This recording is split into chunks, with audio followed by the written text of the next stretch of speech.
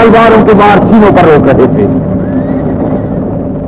یہ ہے وہ مقام جہاں کونین کے سردار رحمت للعالمین کے دندان مبارک شہید ہوئے۔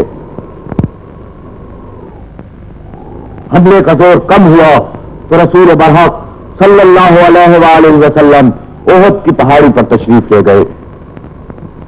اسی جگہ حضرت فاطمہ الزہرا نے آپ کے زخموں کو صاف کیا اور پٹی باندھی۔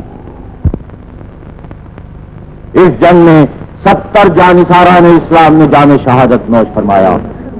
یہ ہے سید الشہداء حضرت حمزہ کا مزار مبارک، جو سید الکونین کے حقیقی چچا، دودھ شریف بھائی، بے تکلف دوست اور جانثار صحابی تھے۔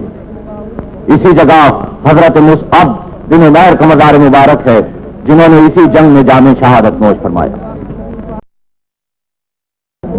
الحمد للہ رب العالمین۔ یہ ہے مدینہ منورہ کا تاریخی قبرستان جنت البقیع، جہاں جنگ احد کے باقی شہداء مدفون ہے۔ یہی وہ سرزمین ہے جس کی آغوش میں اہل بیت، صحابہ کرام اور شہداء اسلام ابدی نیند سو رہے ہیں۔ یہی ہیں جن کے ہاتھوں میں امت مرحومہ کی قیادت و ہدایت کی باغ رہی ہے۔ یہی ہیں جن کی عظمت لازوال کے نقوش صفحۂ عالم پر ثبت ہیں، اور جن کی عظمت و سطوت کے افسانے آج تک زبان تاریخ پر جاری ہیں۔ ایک حدیث پاک کے مطابق جنت البقیع کو یہ فخر حاصل ہے کہ قیامت کے دن 1,00,000 اللہ کے پیارے اسی زمین سے اٹھیں گے، جن کے چہرے 14ویں کے چاند کی مانند چمکتے ہوں گے۔ یہ ہے خلیفہ ثالث حضرت عثمان غنی رضی اللہ تعالی عنہ کا مزار مبارک، جنہیں مدینہ منورہ میں بروز جمعہ 18 ذی الحجہ سن 35 ہجری میں شہید کیا گیا۔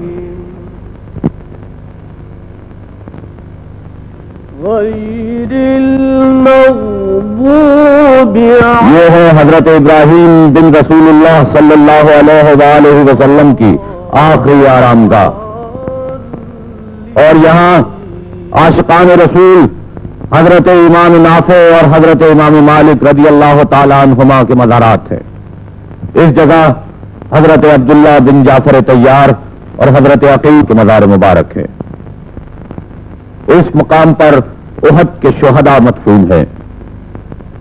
یہ مزار مبارک حضرت حلیمہ سعدیہ کا ہے، جن کی آغوش میں رسول کریم صلی اللہ علیہ وآلہ وسلم نے 5 سال گزارے۔ اس جگہ ام المومنین حضرت عائشہ صدیقہ رضی اللہ تعالی عنہا کے ساتھ دیگر ازواج النبی صلی اللہ علیہ وآلہ وسلم کے مزار پاک ہیں۔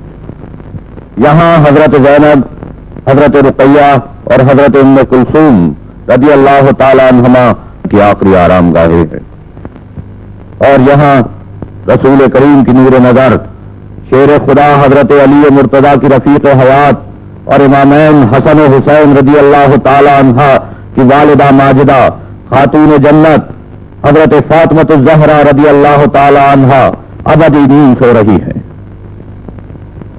آپ کے پہلو میں امام عالی مقام حضرت امام حسن، حضرت امام زین العابدین، حضرت امام محمد باقر اور حضرت امام جعفر صادق علیہ السلام آرام فرما رہے۔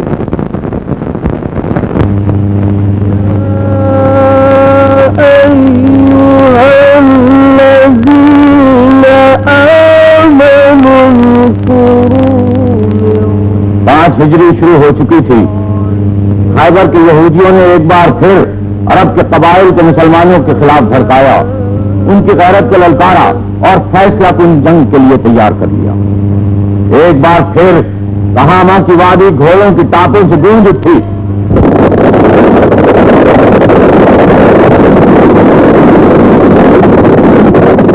دس 10,000 کا لشکر جرار لات و حبل کے نعرے لگاتا ہوا مسلمانوں کو صفحہ ہستی سے مٹانے کے لیے مدینے کی طرف روانہ ہوا۔ یہ مدینہ منورہ اور اس کی نوائی بستی کا نقشہ ہے، جہاں آج ذی القعدہ 5 ہجری کو خندق کا مار کر رونما ہوا۔ اس زمانے میں مدینہ منورہ ایک چھوٹی سی بستی تھی جس کے شمال میں وادی احد دور تک پھیلی ہوئی ہے۔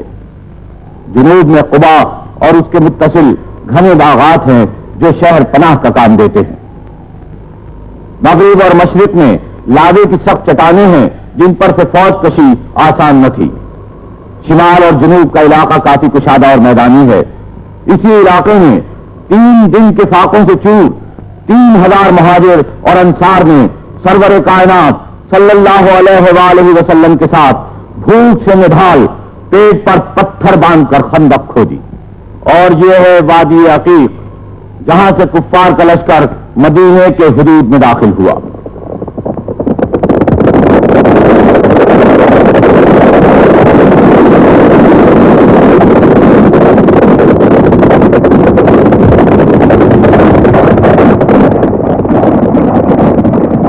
یہاں ہے جبل سلحہ جہاں مسلمانوں نے اپنے مورچے بنائے۔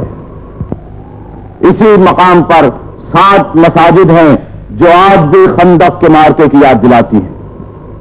اسی مقام پر خندق کے ساتھ ساتھ مجاہدین اسلام لشکر کفار کے سامنے سفارا ہوئے۔ اور یہ ہیں وہ میدان جہاں کفار عرب مدینے کا محاصرہ کیے ہوئے تھے۔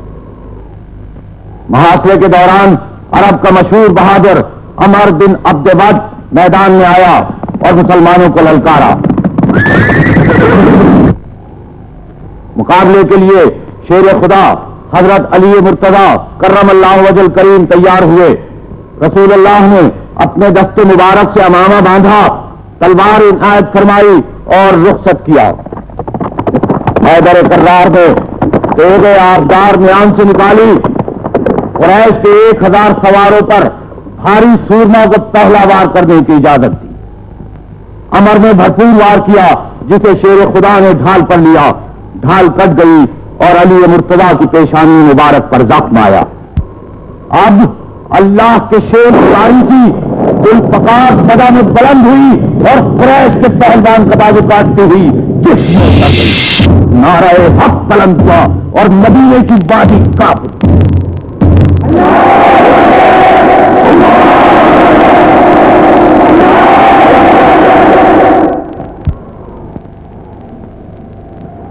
محاصرے کو 20 روز سے زائد ہو گئے۔ کفار مکہ خندق کی تیاری سے بے خبر تھے۔ وہ تو مسلمانوں سے کھلے میدان میں لڑنے آئے تھے۔ پانی، غذا اور چارے کی فراہمی مشکل سے مشکل تر ہوتی جا رہی تھی۔ سخت سردی کی راتیں عذاب بن گئیں۔ ایک رات قدرت کی جانب سے ہوائے دھند کا ایسا طوفان اٹھا کہ خیموں کی تنابیں ٹوٹ گئی، چیلے اونھے ہو گئے اور جانور بھڑک بھڑک کر بھاگنے لگے۔ لشکر کفار میں ابتری پھیل گئی۔ کفار عرب محاصرہ چھوڑ کر راہ فرار اختیار کرنے پر مجبور ہو گئے اور اس طرح 25 روز کے بعد مدینے کی سرزمین دشمنوں کے قدموں سے پاک ہو گئی۔ اللہ کے نبی کی آواز مدینے کی فضاؤں میں بلند ہوئی۔ آپ نے فرمایا، اب قریش کے لوگ تم پر کبھی چڑھائی نہ کر سکیں گے، اب تم ان پر چڑھائی کرو گے۔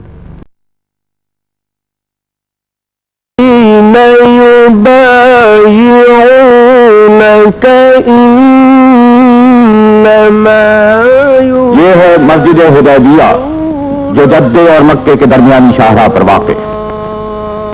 رسول خدا نے بشارت ربانی کے مطابق عمرے کی تیاریاں مکمل کی اور اپنے 1400 جانثاروں کے ساتھ حدیبیہ کے اس مقام پر قیام فرمایا۔ کفار مکہ نے مسلمانوں کو حملہ آور سمجھ کر جنگی تیاریاں شروع کر دی۔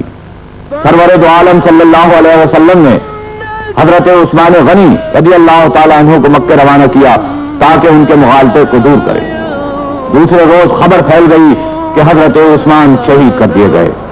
تمام مسلمان مضطرب اور بے چین ہو گئے۔ سید الکونین کے ہاتھ پر جانثاری کی بیعت کی اور حضرت عثمان کا قصاص لینے کا عہد کیا۔ یہ ہی بیعت رضوان ہے جس کا ذکر کلام پاک میں آیا ہے۔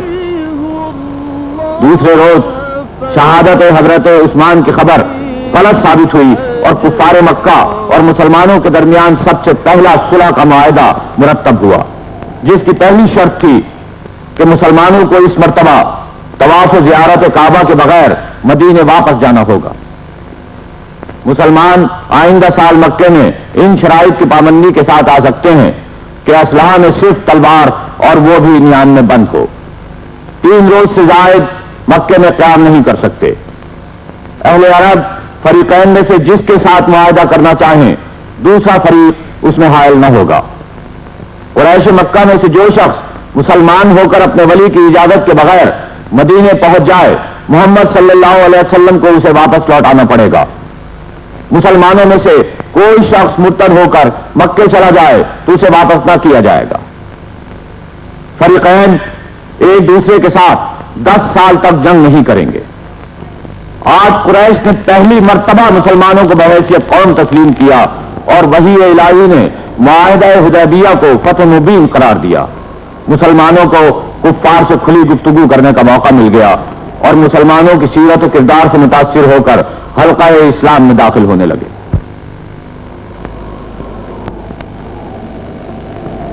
عرب کے سینے پر یہ ہے خیبر کا وہ مقام جہاں یہودیوں کا سب سے بڑا مرکز تھا۔ اسی علاقے سے مسلمانوں کے خلاف سازشوں کے جال پھیلائے گئے، غیر مسلم قبیلوں کو بھڑکایا گیا اور نت نئے فتنے اٹھائے گئے۔ محرم کا مہینہ تھا اور 7 ہجری کونین کے سردار حضرت محمد مصطفیٰ صلی اللہ علیہ وآلہ وسلم 1600 مجاہدین کو لے کر سب سے بڑے فتنے کی سرکوبی کے لیے وادی خیبر میں خیمہ زن ہوئے۔ ان مجاہدوں کو نہ ساز و سامان حرب حاصل تھا نہ در و مال، نہ ان کے پاس آلات جنگ تھے نہ کوئی مسلح فوج۔ چند بوریا نشین تھے جنہوں نے دعوت الہی پر لبیک کہا اور اللہ کے لیے دنیا والوں سے اپنا رشتہ قطع کر کے اللہ کی راہ میں جان دینے کے لیے گھر سے نکل کھڑے ہوئے۔ یہ ہے قلعہ خیبر جہاں یہودیوں نے قلعہ بند ہو کر مسلمانوں سے مقابلے کی تیاریاں شروع کر دی۔ 20 روز تک لشکر اسلام برسر پیکار رہا مگر مکمل فتح حاصل نہ ہو سکی۔ آخر 21ویں دن رسول برحق احمد مصطفیٰ محمد مصطفیٰ صلی اللہ علیہ وسلم نے لشکر اسلام کا سردار شیر خدا حضرت علی مرتضیٰ کو بنایا اور قلعے پر حملے کا حکم دیا۔ نعرہ حق خیبر کی چٹانوں سے ٹکرایا، شمشیر علی فضا میں بلند ہوئی اور مجاہدین نے خیبر پر حملہ کر دیا۔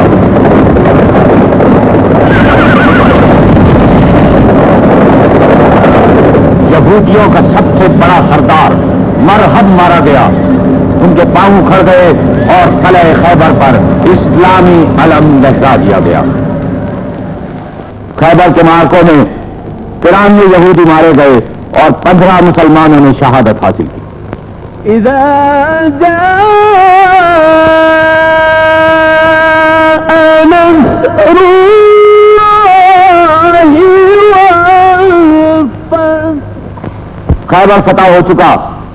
اب مسلمانوں کے سامنے پورا جزیرۃ العرب تھا جس کے بڑے حصے میں تاریکیوں کا دور دورہ تھا۔ اسلام کے پرستاروں نے تہیا کر لیا کہ سورج سے کرنیں چھین کر ان اندھیرے راستوں پر بچھا دیں گے جہاں اجالی کی سخت ضرورت ہے۔ جو پیغام انہیں کائنات انسانی کے سب سے بڑے محسن نے دیا ہے اس کی تبلیغ میں سر سے کفن باندھ کر اللہ کی زمین کو کفر و ضلالت کے پرستاروں سے نجات دلانے کے لیے تیار ہو گئے۔ 10 رمضان المبارک 8 ہجری کو مدینے کی فضا ایک بار پھر اللہ اکبر کے فلک شگاف نعروں سے گونجی۔ اسلام کے 10,000 جاں فروش مرکز اسلام کو کفر سے نجات دلانے کے لیے مدینہ منورہ سے مکہ معظمہ کی طرف روانہ ہوئے تاکہ تجلی گاہ کعبہ سے تمام عالم کو روشن کر دے۔ یہی وہ تہامہ کی ویران وادیاں ہیں جہاں سے 8 سال قبل رسول عربی ایک غریب الدیار مہاجر کی طرح گزرے تھے۔ آج وہی مہاجر لشکر اسلام کے سردار ہیں۔ آج زمین کی شاندار آبادیاں، پہاڑوں کی سربہ فلک چوٹیاں، صحراؤں کے وسیع میدان اس ذات اقدس کی طرح نگاہ رہے ہیں جس نے یثرب اور بطحا کے ریگستانوں میں اسرار الہی سے پردے اٹھائے۔ لشکر اسلام میں وہ بہادر شامل تھے جنہوں نے پہاڑوں کی چھاتیوں کو رون ڈالا، بجلیاں چمکی تو مسکراہٹ ہوئے، بادل گرجے تو میں سوار کیا، آندھیاں آئیں تو ان کا رخ وقت اپنے سارے ساز و سامان کے ساتھ ان کی راہ دیکھ رہا تھا۔ راہ کی مشکلیں غبار بن کر اڑ گئیں اور دشواریاں ان کے قدموں میں خس و خاشاک بن کر پس گئی۔ آج مسلمان وقت کے خالق و مالک تھے اور زمانہ ان کی جنبش لب پر حرکت کر رہا تھا۔ 20 رمضان المبارک 8 ہجری کو پرچم اسلام کے لمبردار حضرت زبیر بن عوام، حضرت سعد بن عبادہ، حضرت عبیدہ بن جراح اور حضرت خالد بن ولید اسلامی پرچم کو فضاؤں میں بلند کیے حرم کے حدود میں داخل ہوئے۔ یہ ہے ہجوم کی بستی میں جو پہاڑی جہاں سب سے پہلے اسلامی پرچم نصب کیا گیا۔ اسلام کی غربت کا دور ختم ہوا، فتح و نصرت کے ترانے بلند ہوئے۔ یہی وہ فیصلہ کن دن تھا جس کی پیش گوئی آیت ربانی میں کی گئی۔ کفار مکہ محکوم ہوئے، پرستاران حضور کی جگہ اللہ کے احکام رائج ہوئے اور کفار کو عام معافی کا اعلان ہوا۔ ان کی آنکھیں شرمندگی سے جھک گئیں، چہرے ذلت سے مسخ ہو گئے۔ یہ وہی مغرور کفر کے پجاری تھے جنہیں اللہ اور اس کے احکام کے آگے جھکنے کی دعوت دی گئی، مگر شیطان کے چیلوں نے ان کے مغرور سروں کو جھکنے نہ دیا۔ خدا کے گھر سے بتوں کی خدائی ختم ہوئی، 360 بتوں کو توڑ دیا گیا اور خاتم الرسول سرور دو عالم حضرت محمد مصطفیٰ صلی اللہ علیہ وآلہ وسلم نے کعبے کے دروازے میں کھڑے ہو کر اعلان فرمایا کہ اے قوم قریش، اب جاہلیت کا غرور اور نسب کا افتخار خدا نے مٹا دیا۔ تمام لوگ آدم کی نسل سے ہیں اور آدم مٹی سے بنے ہیں۔ نئے نئے تمدن انگڑائیاں لے کر اٹھے، ثقافتوں نے چولے بدل لیے، عظمت انسانی کے پرچم لہرائے گئے، انسان کو انسان سے آزاد کرایا گیا، ظالموں کے ہاتھ سے تلوار چھین کر کتاب الہی دے دی گئی۔ مسلمانوں نے تعلیم الہی کو اپنا دستور العمل بنا لیا، ہر اس لفظ کو جو اللہ کے مقدس پیغمبر کی مبارک زبان سے نکلا تھا اپنے اعمال و افعال میں محفوظ کر لیا۔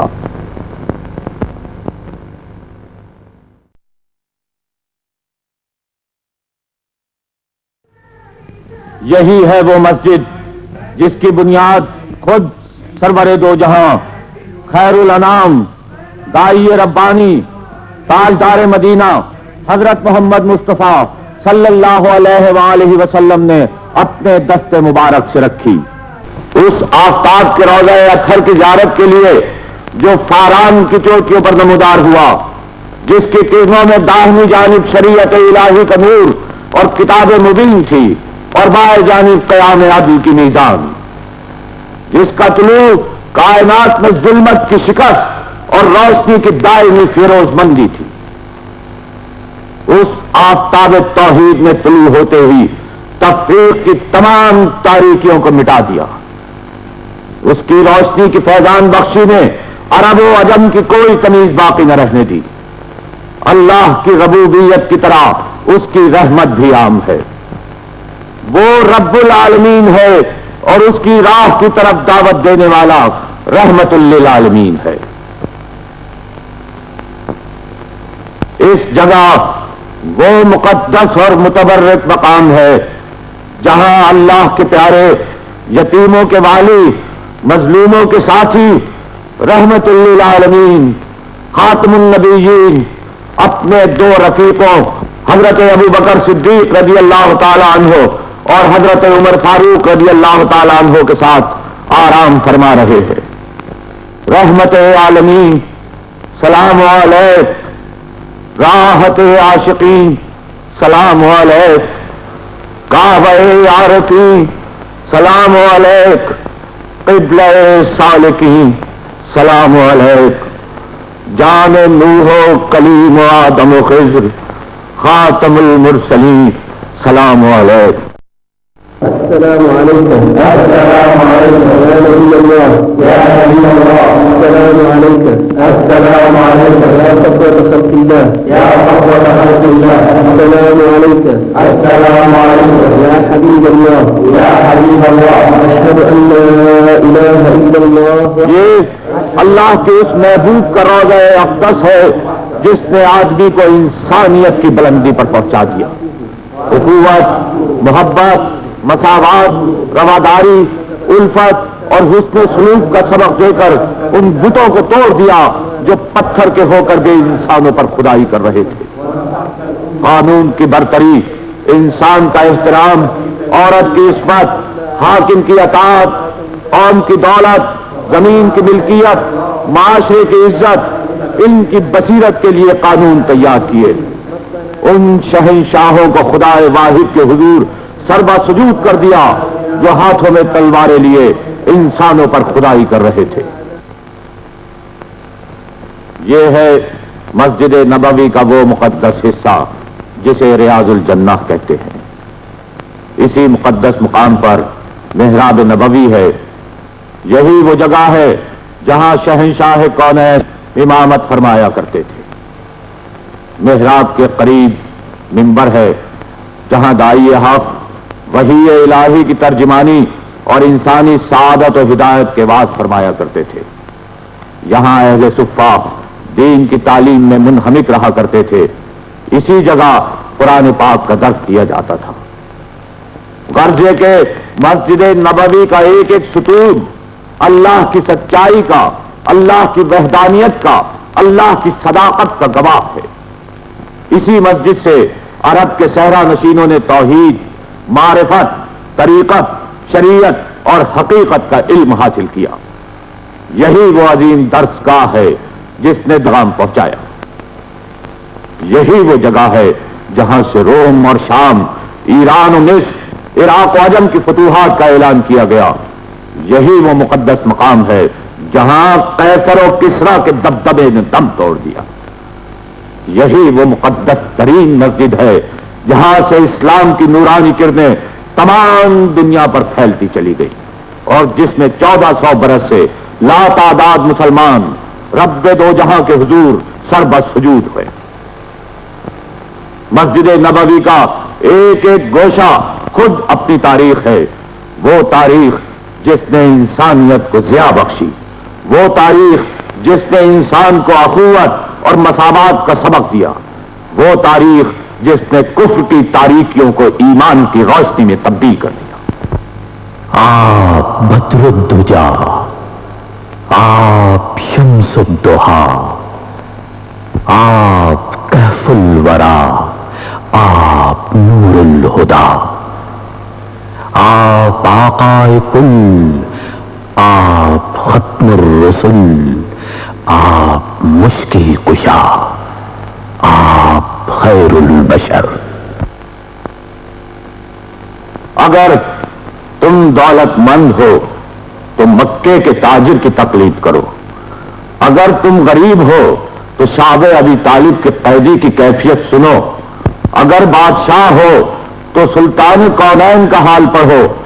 اگر رعایا ہو تو قریش کے محکوم کو ایک نظر دیکھو. اگر فاتح ہو تو بدر و حنین کے سپہ سالار پر نگاہ دوڑاؤ. اگر شکست کی ہے تو معرکہ احد سے عبرت حاصل کرو. اگر جوان ہو تو مکے کے ایک چرواہے کی سیرت پڑھو. اگر یتیم ہو تو عبداللہ و آمنہ کے جگر گوشے کو نہ بھولو. اگر بچے ہو تو حلیمہ سعدیہ کے لاڈلے کو دیکھو. اگر شوہر ہو تو ختیجہ اور عائشہ کے مقدس شوہر کی حیات پاک کا مطالعہ کرو. اگر اولاد والے ہو تو فاطمہ کے باپ اور حسن و حسین کے نانا کا حال پوچھو. اگر ثالث ہو تو کعبے میں حجر اسود کے نظر جماؤ. اگر استاد ہو تو صفہ کی درسگاہ کے معلم کو دیکھو. اگر واعظ ہو تو مسجد مدینہ کے منبر پر کھڑے ہونے والے کی باتیں سنو. اگر عدالت کے قاضی ہو تو مدینے کے منصف کو پڑھو. غرض تم جو بھی ہو، کسی حال میں بھی ہو، تمہاری زندگی کے لیے نمونہ، تمہاری سیرت کی درستی کے لیے سامان، تمہارے ظلمت خانے کے لیے ہدایت کا چراغ اور ایمان کا نور حضرت محمد مصطفیٰ صلی اللہ علیہ وآلہ وسلم کی پاک زندگی کے خزانوں میں ہر وقت اور ہر دم مل سکتا ہے. اس پر عمل پیرا ہو تاکہ دین اور دنیا میں سرفراز ہو. کہ محمد سے وفا تو نے تو ہم تیرے ہیں، یہ جہاں